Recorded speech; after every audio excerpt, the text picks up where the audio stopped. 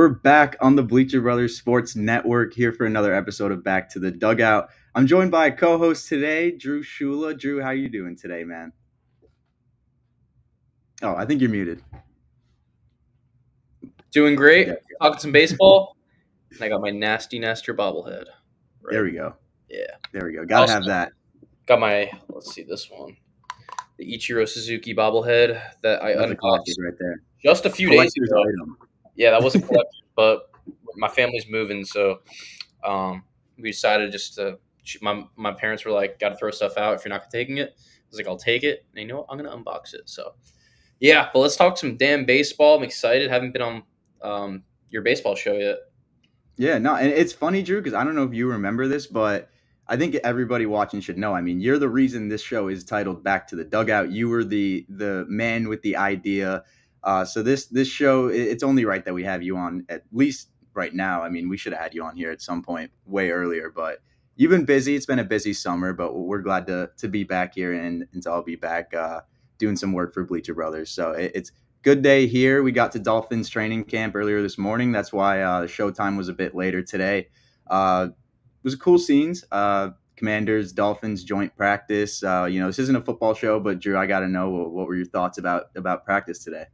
Practice was fun. We only saw because we showed up a little bit late. We about an hour of practice, I think, is fair. We started walking over to where the Dolphins defense plays furthest from the stands. So we watched Jaden Daniels was dealing.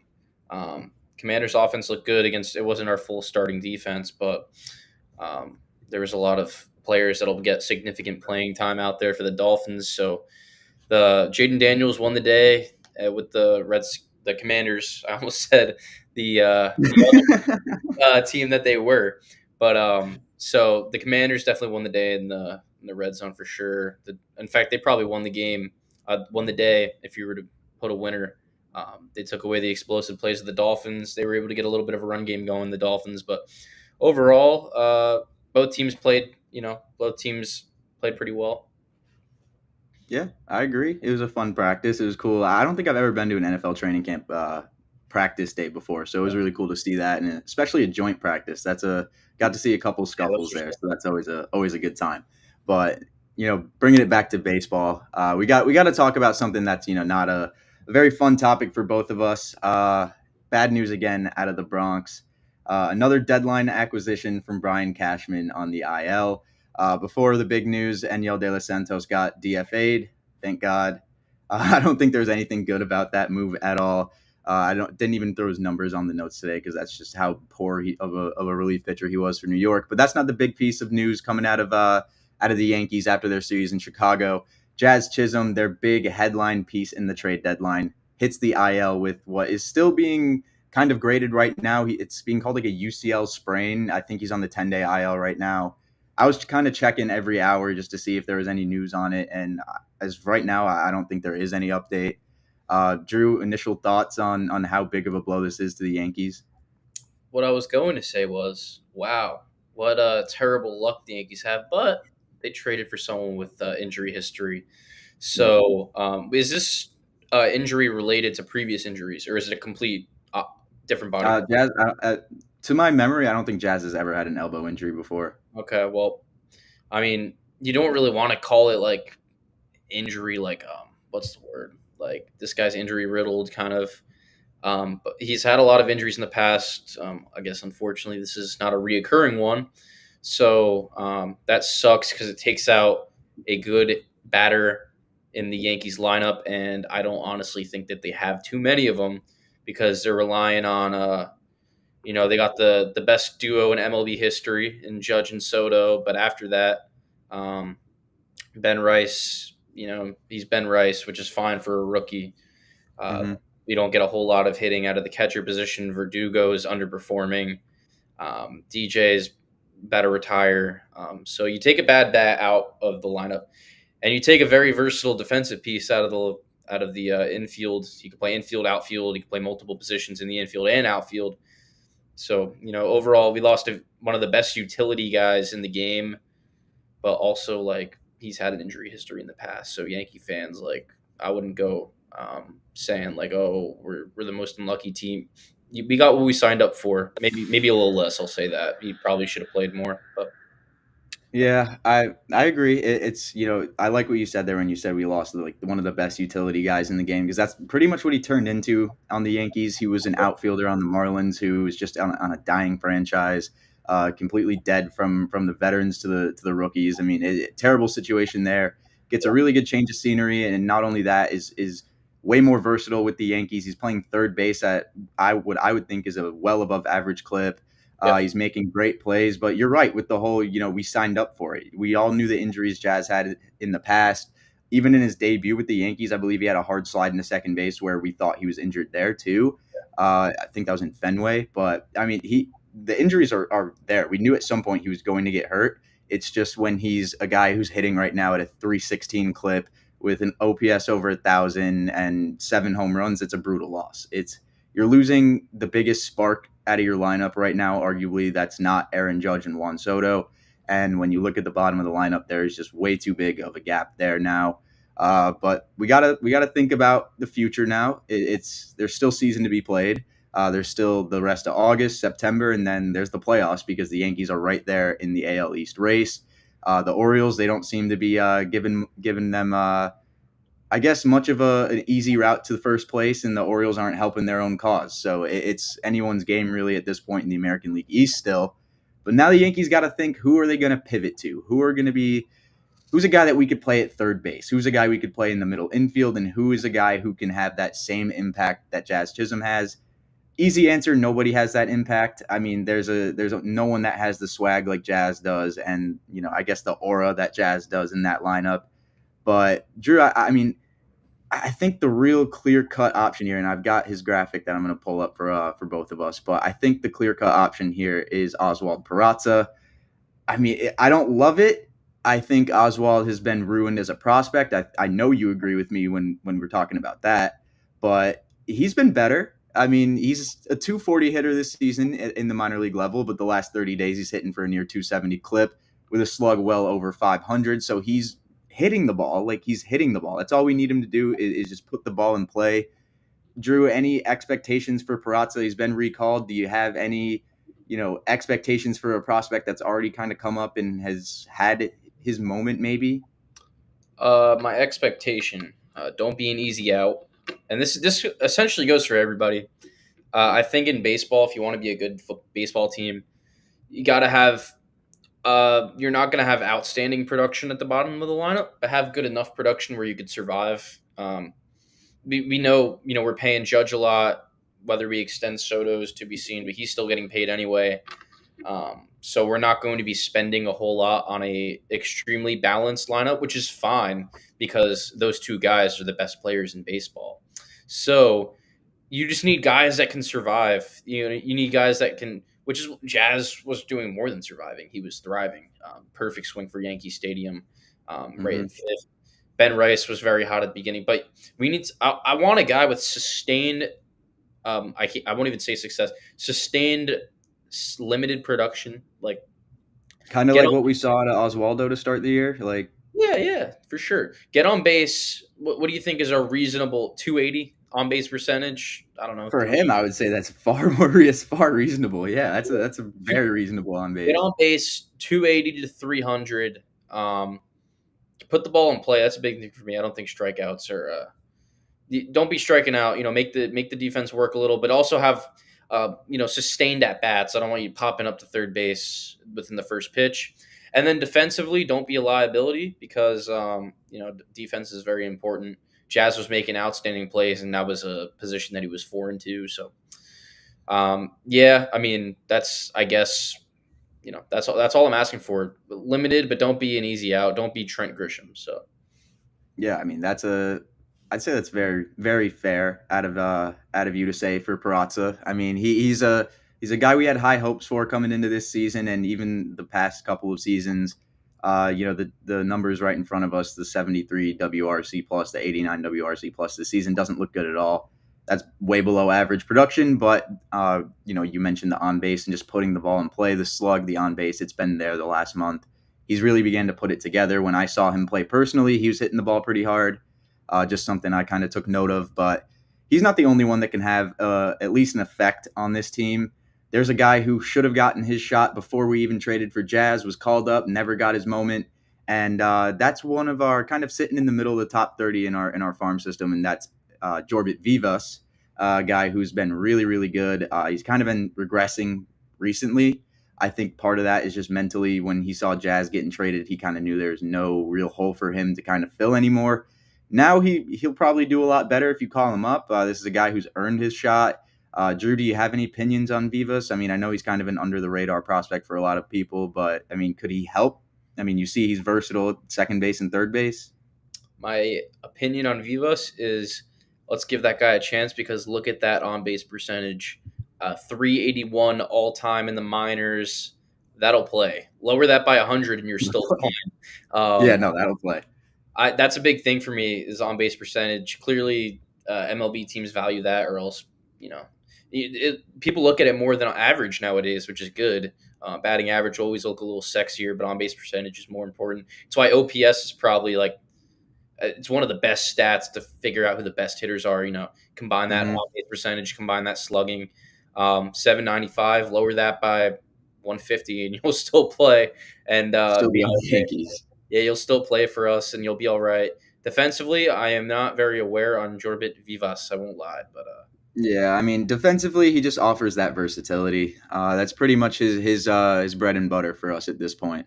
But like you said, the on base is good. The OPS is fine. He deserves a shot. Yankees, Boone, whoever's got to give it the call. I mean, bring him up. Let him get a spot in the lineup this time. He should be playing over DJ LeMahieu. But just going back to the Jazz injury, it's not even just the hitting and the fielding. It's the base running that's going to really hurt this team. Having a guy like Jazz that could steal bases, can produce runs for himself, that's going to hurt more than anything.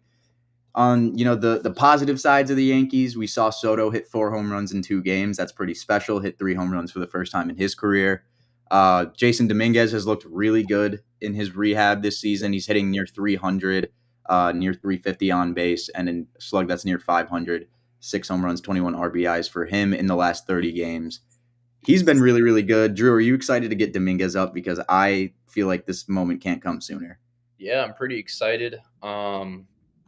We've been, it's been a very, very long time coming for him because I remember we were talking about him. When was it? Was it 2018? Like we were really talking about, like he's been on the radar for a while, man. So it feels like this is just so due. When did we sign him? Do you remember? If he's like 21, 22 now, 6 years ago?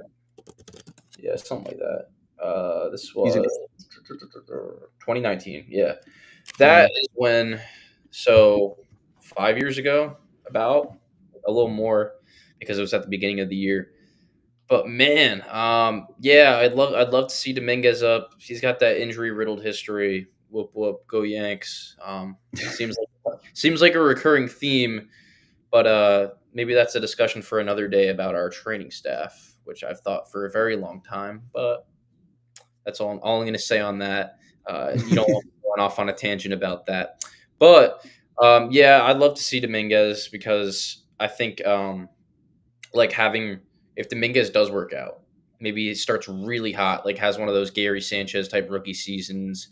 Aaron Judge, technically rookie season when he was a rookie and won Rookie of the Year, but baseball's weird. You're allowed to play games as a rookie and then still be called a rookie. But if he has one of those really good rookie seasons, you know how sick that would be to have a Judge, Soto, and Dominguez outfield. That's been in the back of my mind all season. Yeah, I mean, it's cool having Doogie there. I mean, he's not good, but like it's cool. He has a cool presence to him sometimes. But man, Dominguez is a fast switch hitting bat who we saw what he did when he was in the majors last season towards the tail end of the year. And man, it was really special. And he's just a bat that you can't keep down in the minor leagues. He's ready. He's ready to start producing at an elite clip in the majors. And it can't come soon enough. I mean, we see Judge, he just hit 300. He just hit his 300 home run mark. We need more hitters to help him out, man. And you put Dominguez after that. I don't see how you're going through Judge, Soto, and Dominguez in a playoff game. That's just going to be an absolute headache for pitching staffs to have to deal with throughout the game. I personally just want to get to a healthy postseason with those three in the outfield. Drew, any last thoughts on the Yankees before we pivot over to the Arizona I mean, Diamondbacks? just staying on the Dominguez thing is like my dad hates when I say this because there is like, and my brother, there is zero like comparison to a Judge Soto duo. But as a huge Dolphins fan, I'm like, dude, Waddle and Hill, like the best duo in the NFL. But obviously, like Soto and Judge are better than that. They're the best two players in the NFL. It's like unreal. So, but like just the comparison for that is like, dude, we've been waiting as Dolphins fans like in the NFL they have a salary cap, so you don't really splurge on a signing. But like we've been looking for that third receiver because it's like it's been like Braxton Berrios or like Cedric Wilson or River something. Craycraft. River's awesome. So yeah, it's like we're looking for that third guy, just like the Yankees are looking for that third guy. So that's just a little comparison that makes zero sense, but I wanted to bring up. And No, my it's that dynamic duo comparison. That I think that makes sense. But it's going to be an interesting season for the Yankees to round it out. But I'm excited. Hopefully, Jazz will knock some sense into the training staff and say, regardless of how I'm feeling, I want to go out there and play. If it's a UCL sprain, I mean, Bryce Harper played with that, right? Like, I mean, like you can play with a UCL sprain. We'll put him somewhere where we can get his bat in there if he can swing the bat at least. brother, So just let him DH and let him bunt. He'll get on base. let him bunt. That's all we need out of him. But moving on to the NL West here because this team has been an absolute heater lately, and they've been a lot of fun to watch.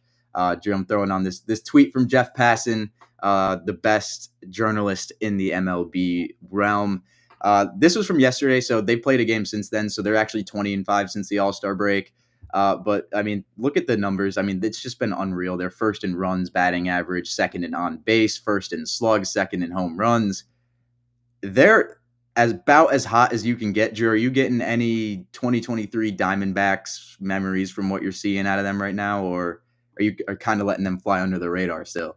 They might have struck gold. I mean, they have that super just unreal young core. It's like you think of the Diamondbacks, they've had like no notable like stud like well-known older players. Like I'm thinking like even like they're all younger than Aaron Judge is. Aaron Judge is somehow old now. And that's crazy to me because it's like he just became like the best player in baseball, Aaron Judge, and like but he's 30. But it seems like he's just started playing, but I mean, he was a rookie in 2017, so I guess he's not young anymore. But yeah, it's like Corbin Carroll, like he's unreal. Like Yeah, the unnamed guy that we'll bring up very soon. He's been really good. They just have a lot of really young, like a really young, good core. I'm excited for it. So I'm yeah, hoping they fly under the radar and then maybe make some postseason magic because I think that's something baseball misses is just some variety in the postseason. We're used to Dodgers, Yankees, Astros, and then some other teams just running. Phillies getting there. I mean, it's pretty similar postseason stuff every year. So hoping there's some difference and maybe the Diamondbacks make a run. yeah. I mean, I think I was one of the few people that really enjoyed seeing an Arizona Diamondbacks Rangers World Series. I thought that was really interesting. Two teams we haven't seen have much success really at all get to a point where they can compete for the top prize in baseball. But like you said, a young core. Corbin Carroll's the first name everybody thinks of. He's been regressing this year a little bit. We'll talk about him in a couple minutes.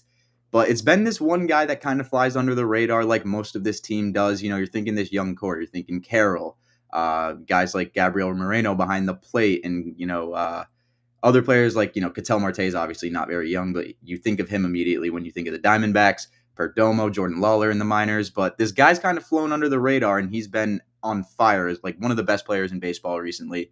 It's Jake McCarthy out of the outfield in Arizona there. The left-hander's been on an absolute tear the last week, hitting 467, 500 on base, and an 867 slug for a 1367 OPS. The numbers don't get much better. He had a walk-off hit this weekend. I mean, Drew, we watched him play a little bit yesterday. Did you have any thoughts about McCarthy's game? I mean, he seems to just be a guy that I feel like you would really enjoy watching play the game of baseball. Well, I'm glad you said that because just before you said that, I was about to bring this up. Jake McCarthy is a Drew Shula type of baseball player. Smooth. He's a young, Smooth lefty swing guy, gets on base. He could hit for power when needed. Consistent, just sweet swing, sweet swing. When I think of sweet swing, I mean Robinson Cano is like one of those guys. I think Soto's swing is sweet. It's because I'm a lefty when I bat, when I golf, but I throw with my right, so I got that combo. So like I just love lefties, always have. Phil Mickelson in golf, a little off topic, but Phil Mickelson has the sweetest swing, and I kind of try to copy that. So, but yeah, I think Jake McCarthy is just super talented. Um, Another young McCarthy that's entering the sports world. So yeah, no, Jake McCarthy. He's going to be one of the pioneer leaders of this team as they're really getting good. I mean, as you said, they made the World Series last year. It's now becoming, hopefully, in baseball where maybe some of these teams can make the World Series. Like the Rays did it a while ago, but that was in COVID. And now the Diamondbacks, the Rangers. It's kind of cool, in my opinion, because I mean, as we know, baseball has its flaws with how they operate team wise, where the larger market teams have more money to spend. So, I was like, it's like mid major basketball when like an FAU makes a Final Four, when like a San Diego State makes a Final Four. It's like I like that because those schools they have a tougher road ahead of them. So I'm really happy for the Diamondbacks and Jake McCarthy. He's been smoking the ball recently. Yeah, it's good to see the guys who don't get much credit have a lot of success like this. I agree with you completely. He's going to be a very important part of this team. I thought this guy was going to get moved at the trade deadline personally. I thought, his numbers this season, you can see him on the screen. They've been really good. I thought a team might try to poach him away. I mean, you look at the Diamondbacks farm system, they've got guys like Drew Jones in the outfield. They've got plenty of outfield prospects that are coming up. And, you'd think that Jake McCarthy might not have a place on the team if he's not hitting the way he is, but that's the issue. He is. So I'm sure he's got a future with this team. And looking at the pieces that they have right now, it is really scary, especially if you are a fan of another NL West team. Like we already mentioned, Ketel Marte and guys like Christian Walker. Christian Walker, before he got hurt, was playing unreal, one of the best first basemen in the game. Biggest snub of the 2024 All-Star game, by the way. We still don't forget about that. Then there's Alek Thomas in center field. He'll hold it down. He's got great speed out there, great defense, and not only that, I mean, he'll turn it up in the postseason like he did last year. And on top of all of this, Corbin Carroll's still having a down year. He's hitting 304 this week, so he's doing well. Eugenio Suarez is hitting over 300 this week, so guys who didn't have the best start are doing a little bit better now. But this team's just 3 games back of the Dodgers, Drew. Is there a chance that we see the Diamondbacks make a run for this division? So they're 3 games back. 3 games back, yeah. Oh, absolutely. I think the Dodgers lost last night. They might be within that now. Let's look it So up. I may actually look. But yeah, do you think they have a shot, Drew? I mean, if they're within 3 games? Yeah, I mean the Diamondbacks are 2.5 games back, so Yeah. they're within striking distance, and there's still baseball to be played. They can keep it up, and the Dodgers they've been pretty good as of recent too, right? I mean, all it They takes have. is They one have. little disappointing streak of baseball for the Dodgers. If they blink, I'll say this: the Diamondbacks are leading the division, so Yeah. Mm-hmm. there's definitely a chance. And I'm rooting for it. I'm not a big Dodgers guy. I'm a Yankees guy. So go I'm not a Diamondbacks. big Dodgers guy either, Drew. And you know what? Let's get into the Dodger talk before we hit the break here. The Dodgers got Mookie back, and the Diamondbacks and Padres are right on their tail, and they don't seem to be very fazed by it. Before last night, they won 5 straight. Series sweep over the Pirates. Jack Flaherty, 10 strikeouts, and Ohtani with a home run in Game 1 there. Game 2, Gavin Lux knocked in 3, and the Dodgers took a 4-1 dub against Paul Skeens. That's big, always getting a W off Paul Skeens. Teoscar Hernandez, a game-winning hit, would allow the Dodgers to win and sweep the Pirates. Mookie homered in his return to get a Game 1 W against the Cubs, and Ohtani, or against the Brewers. I don't know why I said the Cubs. But Ohtani, he hit his NL-leading 37th home run. The team just looks dominant, and I believe they took that 5-4 loss last night. So, that is what it is there. It's hard to take a sweep in Milwaukee, especially with the way the Brewers are playing. But I mean, they get Mookie Betts back, Drew, and like you said, if they blink, the division couldn't be theirs anymore. It could belong to Arizona or San Diego. I mean, how much is getting Mookie back going to help this team down the stretch? It'll help for sure. He's one of the best athletes in professional sports with how many different positions he plays, his longevity, just he's got that MVP in his back pocket. He's an unreal baseball player, and he could play like everywhere, like outfield, second base. He played shortstop now. Since when? How is he doing that? Shortstop's a damn tough position to play, and he's played it. So he can play anywhere. You want to talk about, we talked about Jazz being like the best utility. This guy isn't a utility guy, but he's like pretty much is. Like he'll play anywhere he needs, and he'll be the best in baseball at it. So like Mookie, just great player. It seems like he doesn't get old because he's still just smoking the ball. He's getting on base. He's fast as hell, and he plays great defense. So it'll be a big help. But the Dodgers, they're really gonna have to look out. I mean, dude, those Diamondbacks are hot, and there's baseball to be played. I said it already, but yeah, the Dodgers, it'll help them for sure. If there is a boost to like let them break away from the Diamondbacks, Mookie Betts could be that boost for sure. Yeah, definitely. I mean, this is like you said. I mean, he's redefining what it means to be like a true utility guy. He's a top five player in baseball when he's healthy. I think that's pretty easy to accept that take. But he's just so elite, and having him coming back late in the season is definitely going to be a big boost when you're only up in the division 2.5 games. Now, there's another team in the NL West that I want to talk about real quick before we get to the break, Drew, because while the Dodgers are kind of getting a little nervous about their division lead, this team is still kicking around, and because of how good the Diamondbacks are doing, we just don't really talk about them that much. It's the San Diego Padres, and this is a team you should not be sleeping on at all because they made some great moves at the deadline. They've really strengthened their team, and they look really, really solid. They're still 2.5 games back, like we just kind of covered with the division standings, but they swept Pittsburgh like the Dodgers did. Pittsburgh had a really bad week, man. I don't really think we should talk Pirates. about that too much, but if you're a Pirates fan, I mean, tough go at it this week. Maybe next week will be better.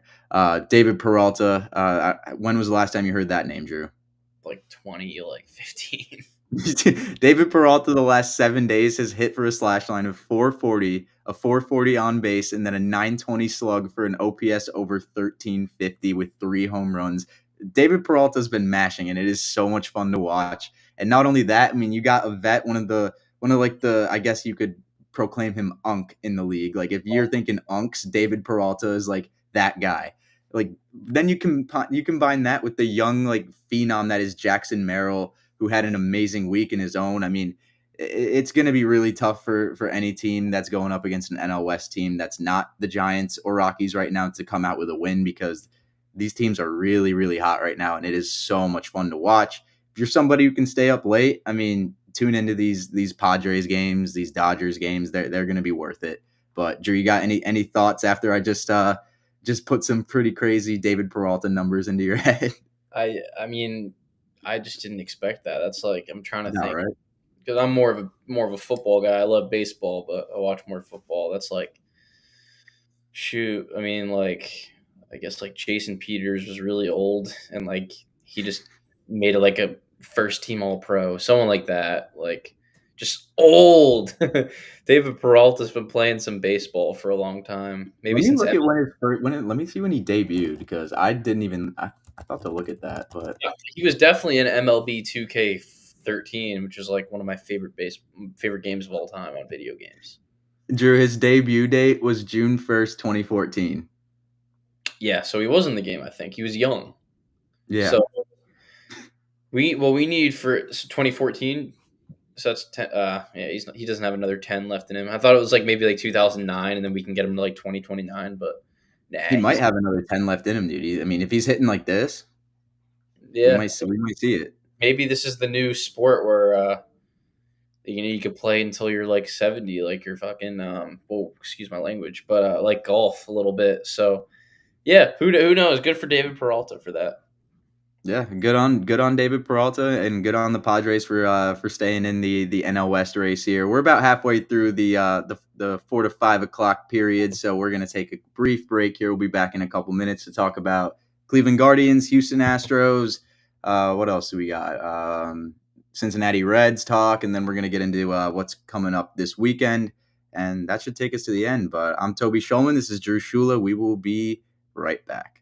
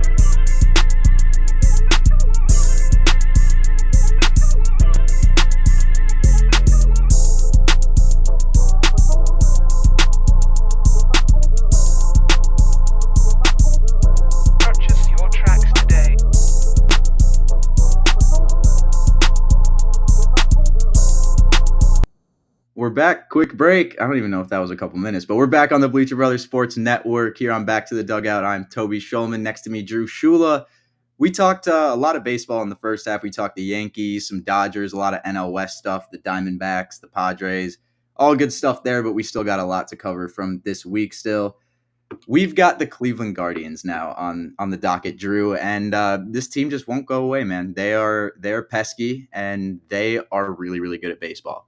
5 straight W's for Cleveland. That was yesterday. I'm not positive how their outcome of their last game went, but they've been on a roll lately.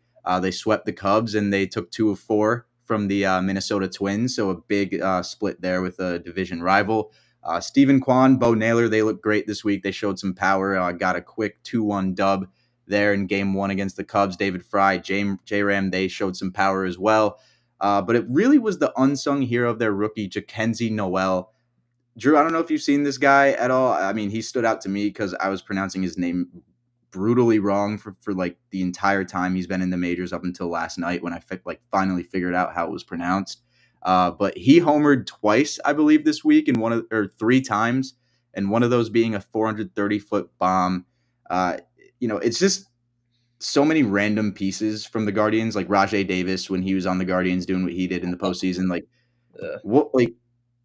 Can this Guardians team are they for real? Like, will they make some noise this year in your opinion, Drew? Because I mean, they look deep. Rajai Davis, you mean the guy that got out to Aroldis Chapman to lose a World Series? Sorry, that's just like that's what I think of when I hear Rajai Davis. But the Guardians, yeah, I mean, they're to me, it's like they're just sticking to their roots. They've always loved Jose Ramirez. Jose Ramirez is still awesome at baseball, and he's still their best player. But then they'll have the Naylor brothers are their brothers, right? Yeah. Yeah, Bo and Josh. Yeah, they got the Naylor brothers, so that's pretty cool. Andres Jimenez has been with them. Stud. Yeah, he's a dog. And then Jackenzie Noel. I mean, he only has about a fifth of the plate appearance, but he's of Jose Ramirez, but he has a higher OPS, so he's been raking. Hopefully he keeps that up, but I mean, I think to expect him to have a 900 OPS is a little bit absurd. So, but Yeah. I mean, he's raking, and that's what I'm talking about. It's like we need guys on the Yankees.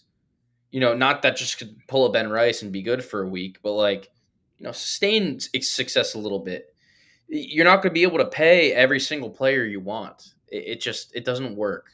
You get taxed out of the wazoo. It doesn't work like that. You need young, cheap players. They don't even need to be young. Cheap players that can provide productivity. So Jackenzie Noel, I mean, he's only like 30 games in, but he's playing really well. 30 games in, it'll lower a little bit that number. Don't expect him to have 1,000 OPS, but like he's playing some great baseball, and that's one of those unsung heroes where if they do make a World Series, well, Jackenzie Noel. I mean, yeah, you got to thank Jose Ramirez, your best player, your pitching staff, and everything, but like Jackenzie Noel's a massive piece in that.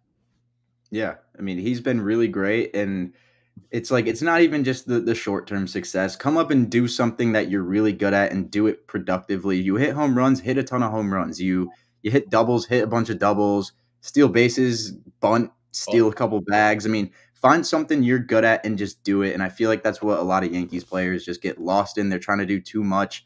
They're trying to win over the fan base in their debut, and it's just a tough asking price for a lot of these guys. But you mentioned the pitching staff from the Guardians, and with the injury from Shane Bieber, it's going to be a question mark for them in the playoffs. I mean, Tanner Bivey's great.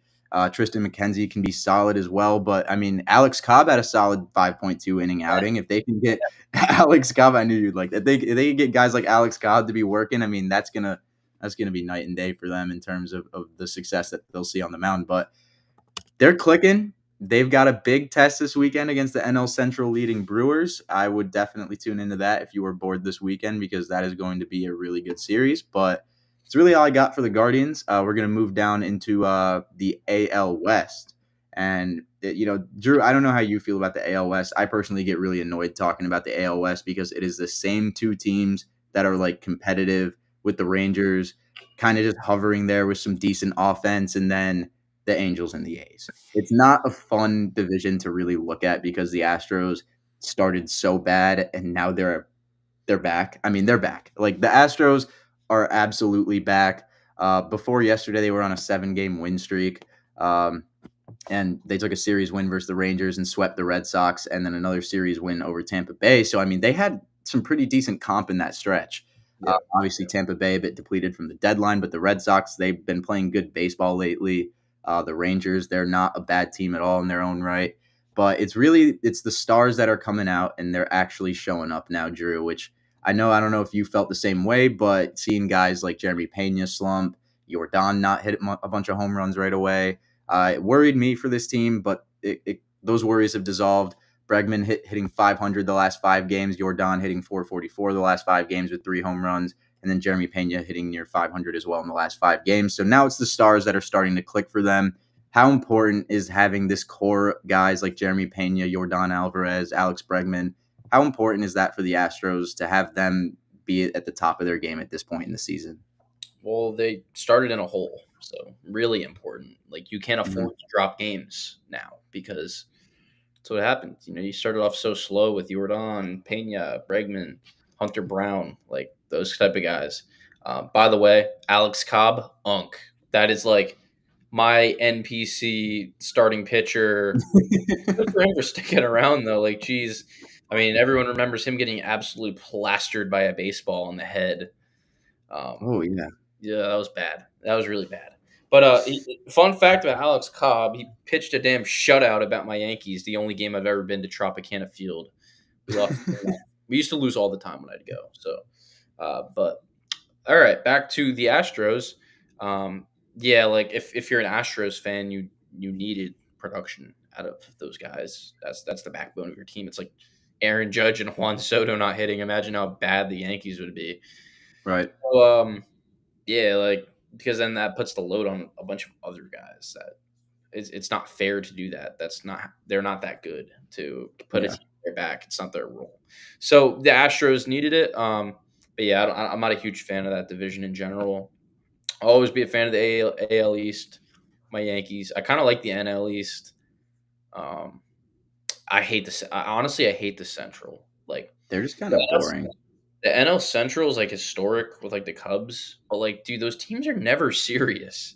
Like, are those teams ever winning World Series besides like the Cubs for the first time in 500 years? But like, honestly, like yeah, like those divisions are boring. Like the Guardians, I get all right, I get it, bro. They've been good a few times, but like, dude, they're just not serious. There's times when the AL East has 3 teams better than a team in the AL East in the AL Central. And that's my prop, but it's with every sport. So I can't even just single out baseball. It's like, dude, if the third best team in the AL East is better than the best team in the AL Central, I think it's just messed up that that division champion gets in. It's like my Dolphins missed the playoffs at 10-6, but the 7-9 Commanders make it in. That's It's just maybe that's just thing. Maybe that's my thing. I'm like, dude, it's so non-deserving. It's crazy, but yeah, I'm just not a huge fan of those two divisions. Little ramble. Little rant. No, I mean, like the wild card races are really heating up now, and they're really exciting. So, I mean, the division hasn't necessarily been very boring this year. Historically, they're pretty boring, though. We can agree. I don't want anybody calling us casuals or whatever. It is historically especially recently, very boring division. But the wild card, it's heating up. So. Part of that, I mean, Drew, this is a great segue. And we got to talk about the NL Central now because the Cincinnati Reds are heating up the wild card race even more. They've won 7 of their last 10. They're now second in the NL Central. They were like dead last at one point, I think, like last week or a couple weeks ago. And it's obviously guys like Ellie De La Cruz that are just paving the way for this team and their success. But it's other guys like Spencer Steer who have been hitting 421 the past week and having 3 home runs, 8 hits, and an OPS at 1,400. Stuff like that is what's going to help carry a team like the Reds into the postseason. They've got a lot of young talent. I mean, Drew, did you see Hunter Green like puke into his glove a couple days ago? No, I didn't. Yeah, I mean, they've got really good potential out of Hunter Green right now in the rotation. Guys like Andrew Abbott and Nick Lodolo. I mean, it's a lot of fun to watch this Reds team play when they're on. When they're off, it's not. but when they're on, it's a lot of fun. Drew, any thoughts on the Cincinnati Reds? I know we kind of talked about them a lot last year as this kind of like it's fun to watch, but like you kind of even mentioned already before, they're not very serious. Like, do you feel that the Reds are any different this season, or do you feel it's just kind of a slow progress for them?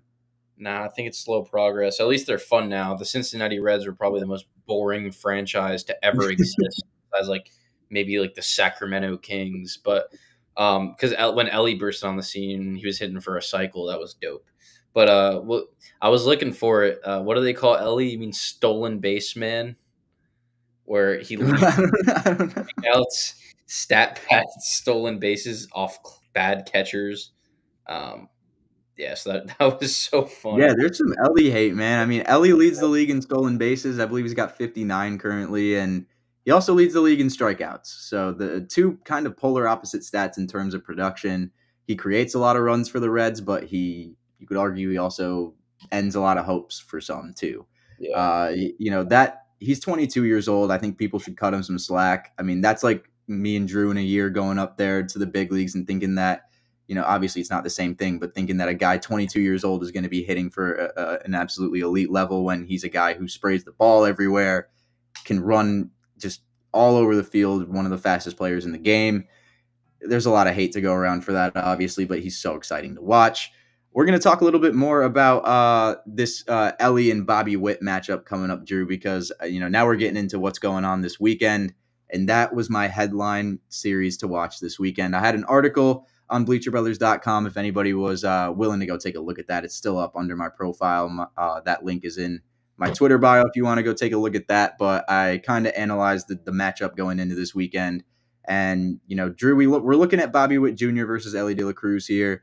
And we're looking at Bobby Witt as a young player, just like Ellie in his own respect. But this guy is so much more of a polished player than Ellie De La Cruz is. One of the most polished players in baseball. This guy is making an MVP race with Aaron Judge right now look interesting when Judge is clearing every single offensive stat pretty much. Bobby Witt Jr. is one of the most exciting players. I don't think there's any debate with that. Drew, any thoughts on this matchup as we go into the weekend, Royals Reds? Like a fun young matchup. Bobby Witt Jr. That dude is absolutely awesome. Fun fact: I drafted in my loaded fantasy baseball team, so very happy that he's doing well. However, I will say this: Good pick. Bobby Witt Jr. Hold on, I'm gonna pull something up right now. Bobby Witt Jr. I need you to lower that batting average by about 0.017. And can you tell me why, Toby? Well, my initial guess is just going to be that's the only stat Aaron Judge doesn't lead the AL in. Would that be a correct take? One could assume that's a correct take. I need that Aaron Judge triple crown. Oh, Bobby Witt Jr. is unfortunately leading in that category. yeah, we need that. The one was a lot, dude. I remember it was Miguel Cabrera when he was about to have the triple crown, but Chris Davis decided to lead the league in homers. That was my Yeah. favorite baseball. No, Miguel Cabrera got the triple crown. I'm pretty sure. Did he? I'm almost positive he did. Now I'm double Chris, taking. Chris Davis. But Yeah, but what was I gonna say? I mean, like the triple crown, like that would be really cool to see Judge take that. But I mean, Bobby Witt's doing some really exciting things. I think Cabrera got it. What was the year that Vladdy Jr. almost won it? I think that might have been Judge's MVP or the year before. I think that was Otani's MVP year in 2021. that I'm was pretty 2 years ago, right, or 3? What the year that Aaron Judge had hit the home run record? Did he win the MVP that year? Or? Yeah. No, it was I'm like 99% sure that Vladdy almost won the triple crown when it was Shohei's 2021 like insane MVP unanimous year. But throwing a little comparison here that I found on StatHead Baseball Reference, Close. I mean, this is insane to look at the splits between these two. I mean, this makes Ellie look honestly pretty bad at baseball. I'm not gonna lie, base man. The only but stat he's leading is stolen bases.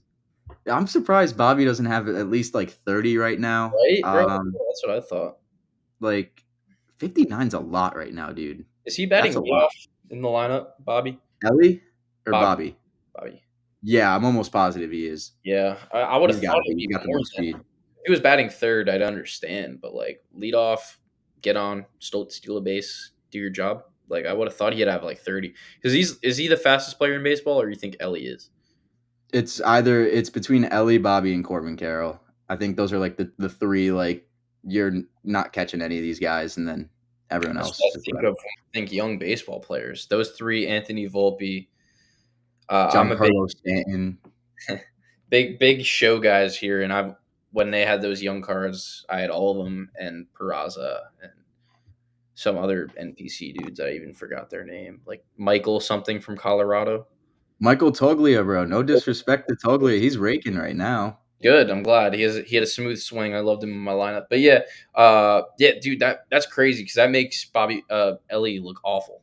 Like, look at Yeah, those stats right. compared to Bobby. Bobby's just killing it. He's played like every Yeah. game too. I mean, Bobby just doesn't take games off. Yeah, Drew, I'm gonna read you his stats that Bobby Witt Jr. leads the MLB in because it's pretty unreal. The first one, you already said it. He leads the league in games played currently at 121. He leads the league in hits at 168. Leads in batting average at 349 as well. So those stats that you see in front of you are a day old. That's just baseball. Yeah, Stats change every day. But I mean the same thing. I mean Bobby Witt would be leading in still every single one of these. But he's just been just on another planet. It looks like he's just a toolsier Cal Ripken at this point if he's going to keep playing every single game. Like if there's anybody that can break this Cal Ripken streak, it's Bobby Witt Jr. Even though that'll never happen ever. Right now he's 24 years old. This guy's got the brightest future, probably of anybody in the MLB. The most upside. He's so exciting to watch, and I mean the power, the speed. He's a guy who year in and year out is going to hit 20 doubles, 20 triples, 20 home runs, and steal 20 bases. So, I Drew, was any last thoughts on any of these guys before we start to round up a little bit more of what's going on this weekend? randomly gonna flame this guy. Bobby Witt is who Blue Jays fans thought Bo Bichette would become. Yeah, right. I mean, Bo Bichette, that's tough, Gladly, he really did not tough. do that. I'm not a big Blue Jays guy.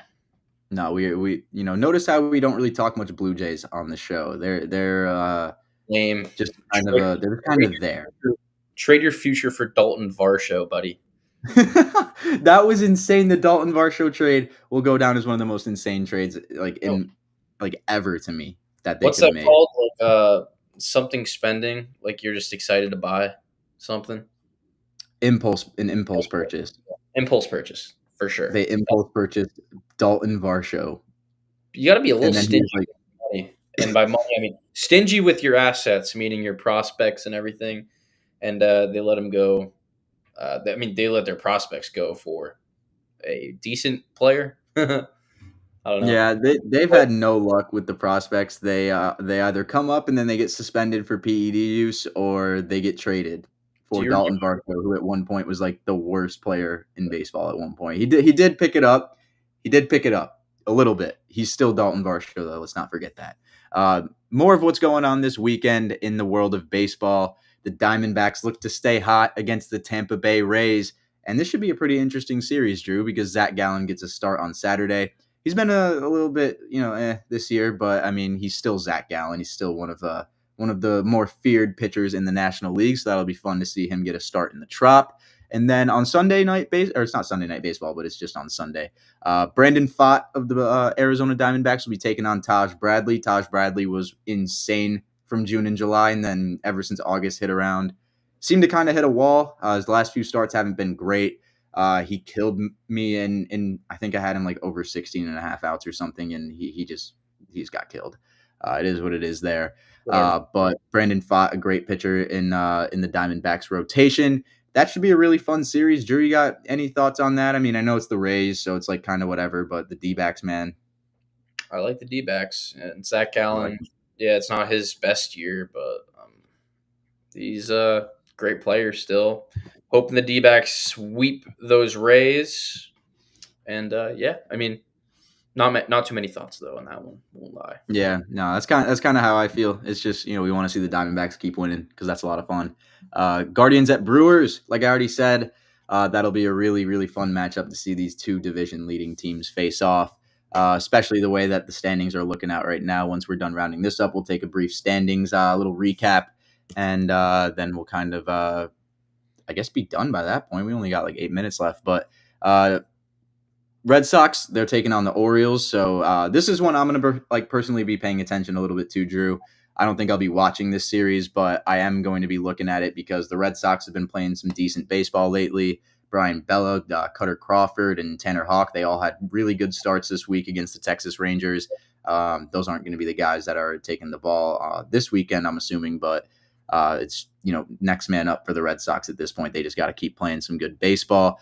But we need the Red Sox to take some games from the Orioles here. And in the same regard, we need to take some games from this Detroit Tigers team, who is just really not good.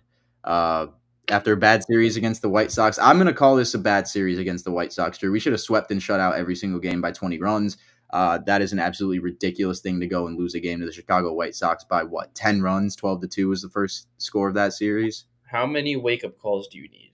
It's like, bro, so Right. is this a wake-up call? Dude, how many do you need? You need one wake-up call if you're a serious baseball team. So, yeah. Or like the people who say worst loss of the season, but then they say it every single week. Like we didn't just say that about the previous series. Like I remember the game I went to this season, they lost 17-5 to the Orioles. That's the worst loss of the season. I don't care that one or the other Orioles loss where Verdugo just played a fly ball like a little league left fielder. Worst losses of the year.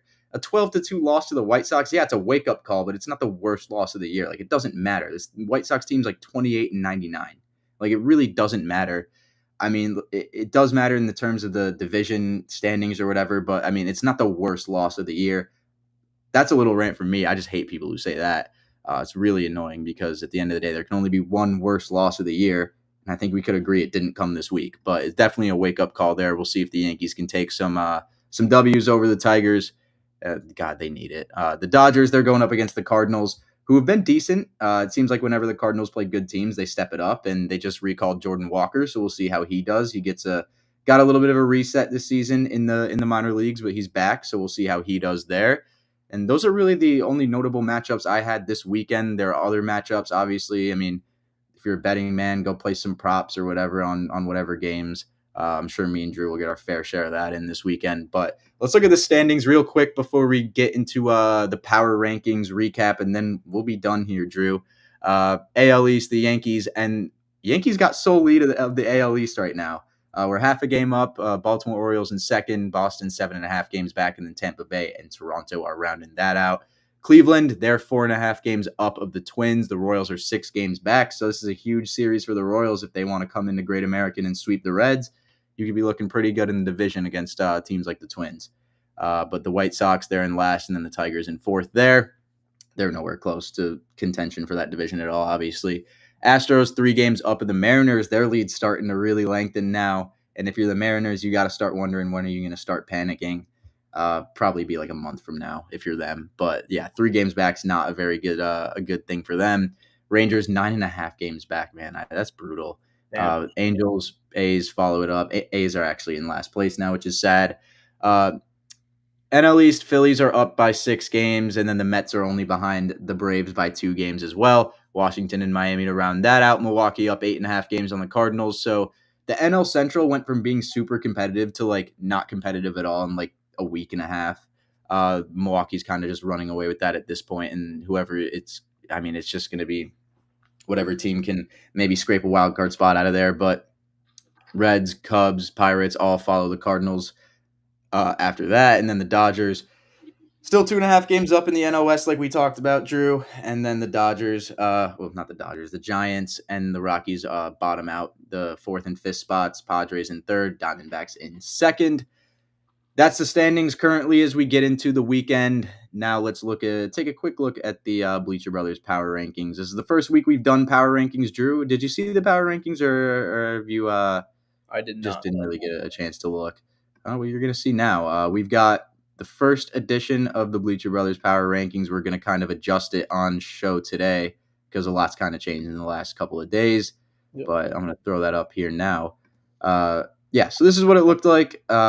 Dodgers, I think, coming in at 1 is a pretty solid pick right now.